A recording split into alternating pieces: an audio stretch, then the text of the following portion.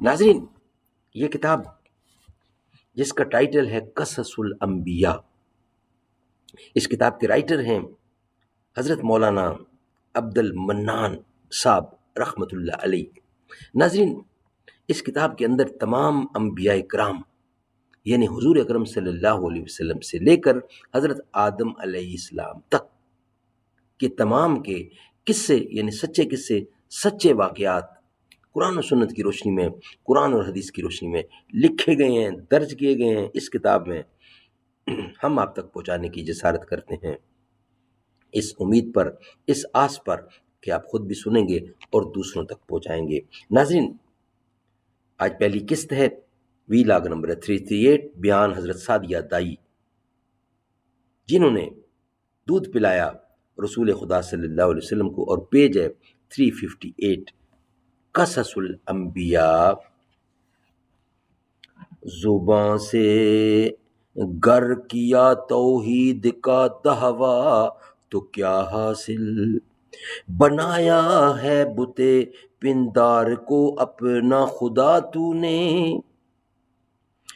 کنویں میں تو نے یوسف کو جو دیکھا بھی تو کیا دیکھا، ارے غافل جو مطلق تھا مقید کر دیا تو نے، شجر ہے فرقہ آرائی تعصب ہے ثمر اس کا، یہ وہ پھل ہے کہ جنت سے نکلواتا ہے آدم کو، محبت کے شرر سے دل سراپا نور ہوتا ہے، ذرا سے بیج سے پیدا ریاض طور ہوتا ہے، بنا ہے کیا سمجھ کر شاخ گل پر آشیاں اپنا، چمن میں آہا کیا رہنا جو ہو بے آبرو رہنا، نہ رہ اپنوں سے بے پرواہ اسی میں خبر ہے تیری، اگر منظور ہے دنیا میں اور بیگانہ خو رہنا، اگر منظور ہے دنیا میں اور بیگانہ خو رہنا۔ ناظرین، قصص الانبیاء، بیان حضرت حلیمہ سعدیہ۔ ایک روایت میں یوں آیا ہے کہ جس سال رسول خدا صلی اللہ علیہ وسلم پیدا ہوئے اسی سال عرب میں قحط تھا۔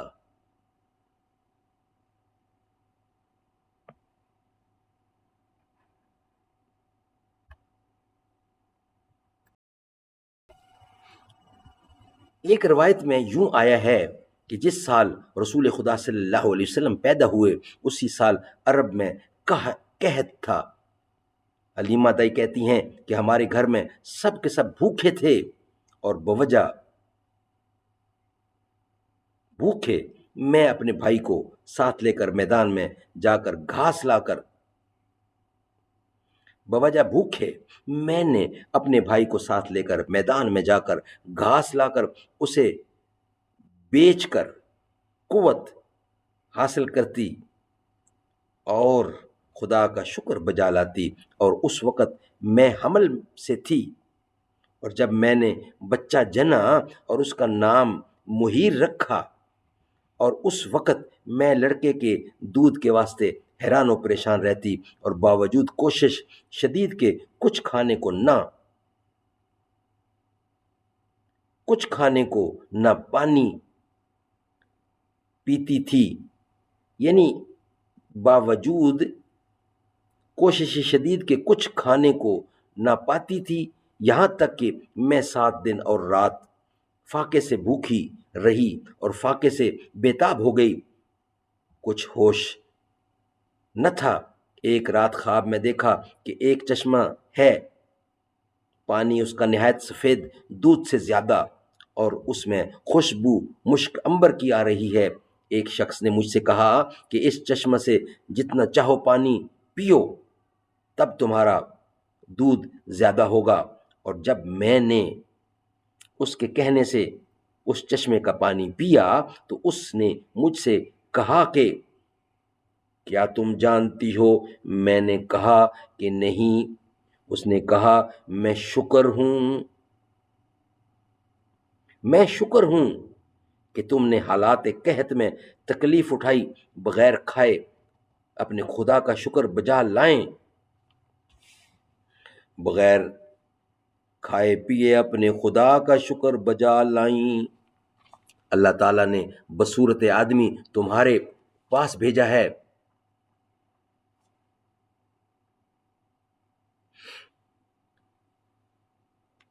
اللہ تعالیٰ نے بصورت آدمی تمہارے پاس بھیجا ہے تاکہ تم کو خوش کروں۔ تم مکہ میں جاؤ تو تمہاری اور زیادہ کشادگی ہوگی، یہ بات کسی سے مت کہنا۔ حضرت حلیمہ رضی اللہ کہتی ہیں کہ اس نے میری چھاتی پر ہاتھ پھیرا اور کہا کہ خدا تمہاری روزی زیادہ کرے گا اور دودھ بھی تمہارا زیادہ ہوگا، تم مکہ چلی جاؤ۔ اسی وقت میں اپنی نیند سے بیدار ہوئی اور دیکھتی کیا ہوں کہ میری چھاتی دودھ سے بھری ہوئی تھی اور مثال مشک کے ٹپکتی تھی۔ بنی سعد کی عورتوں نے جب یہ حال میرا دیکھا تو مجھ سے کہنے لگیں کہ اس قحط میں سب کی جان لبوں پر آئی ہے، قریب الحاق ہوئے اور تم کو اس کے خلاف دیکھتے ہیں، تم کیا کھاتی ہو؟ اس کا جواب میں نے کچھ نہ دیا کہ خواب میں کچھ کو ممانعت تھی کہ یہ بھید کسی پر ظاہر نہ کرنا۔ پھر دوسرے دن اپنی عادت پر گھاس چھیلنے کے لیے میدان میں گئی۔ اسی وقت ایک آواز غیب سے آئی کہ ایک لڑکا قریش کا یعنی قریش کی قوم میں پیدا ہوا ہے، وہ بڑا مبارک اور سعادت مند ہے، اور حقیقت میں سعادت اس کی بھی ہوگی جو اس کو اپنی گود میں لے کر اپنا دودھ پلائے۔ یہ آواز سن کر قوم بنی سعد عورتوں کی فوراً پہاڑ سے نیچے اتر آئی اور پھر اپنے اپنے شوہروں کے پاس جا کر یہ احوال کہنے لگیں۔ پھر سب نے متفق ہو کر مکہ چلنے کا مشورہ کیا اور وہاں پر چلنے کا ارادہ مصمم کر لیا۔ پس ایک دن موقع غنیمت جان کر وہ سب کی سب چلیں اور میں بھی ان کے ہمراہ پیچھے گدھے پر سوار ہو کر چلی، اور میرا شوہر بھی میرے ہی ساتھ تھا، لیکن جو میرا گدھا تھا وہ رفتار میں سست تھا، اس واسطے کہ گدھا میرا بہت لاغر تھا۔ چنانچہ میرے ساتھی سنگی سب کے سب آگے نکل گئے اور میں آہستہ آہستہ ان لوگوں کے پیچھے چلتی رہی، اور میں جس کوہ اور میدان سے گزر رہی تھی یہ آواز برابر سنتی تھی کہ اے حلیمہ تم کو یہ شرف مبارک ہو۔